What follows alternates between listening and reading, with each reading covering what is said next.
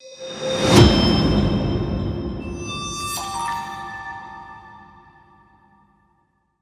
Clayton. My name is Barbara, and I have a question for you. I'm wondering about buying a house for me. And some people say, well, you shouldn't buy a house for you, you should loan a house for you.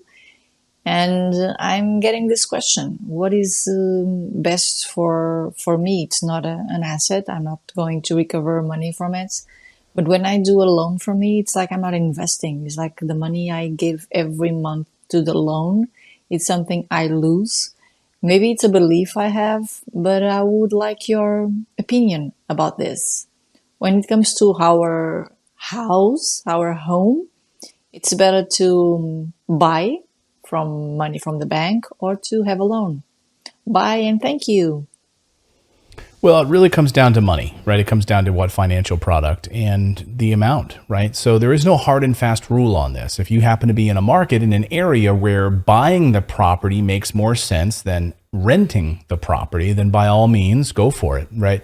Now, I'm not a financial advisor and I can't tell you what to do. Look, I've bought my own house in the past, okay? I've also rented in the past. And because different conditions merited different circumstances, it depends on what sort of interest rates you're able to get. Again, think of them as financial vehicles. But think if you've got $200,000 that you're going to put down as a down payment on a property that's not a performing asset. Remember, you're buying a property that you are going to live in. Now, there are carve-outs if you're in the United States and other countries. You can actually, there's some even better ones in Europe, by the way, where you could actually have carve-outs for owning the property and then, of course, using a portion of it as your home office or a business, and you can start to position it for tax benefits that way.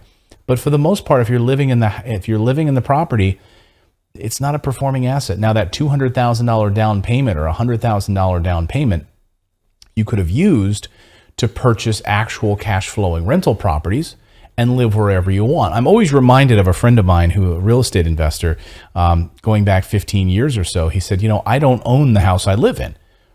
He lived in a beautiful house in California overlooking the water. He had like an infinity pool that looked out over the ocean.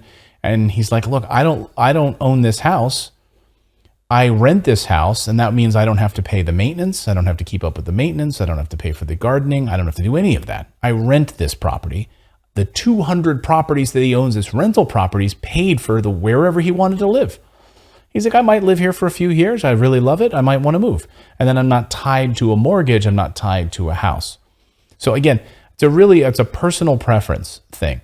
I think what I try to teach people is that the idea of buying a house that you live in, going to college or, and living off of a 401k loan, working a 9-to-5 job, that's like what's called the American dream. And that's a total garbage. It's a total garbage theory. It doesn't work. It doesn't make sense. You cannot live off of a 401k. And so what we're teaching people to do is, the reason I think it's a lie, I think it's perpetrated by banks. I think it's perpetrated by the government to try to keep you in this cycle of poverty, right? Where you're living off of these loans, you're living off of, you're working a 9-to-5 job, you're being taxed at the highest level as an employee, not an entrepreneur.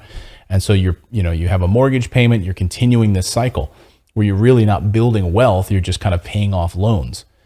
So, again, if you have other assets, and I guess that's a question we should have asked you, Barbara, it's like, do you have other cash investments right now that are performing for you, other investments that are producing monthly cash flow?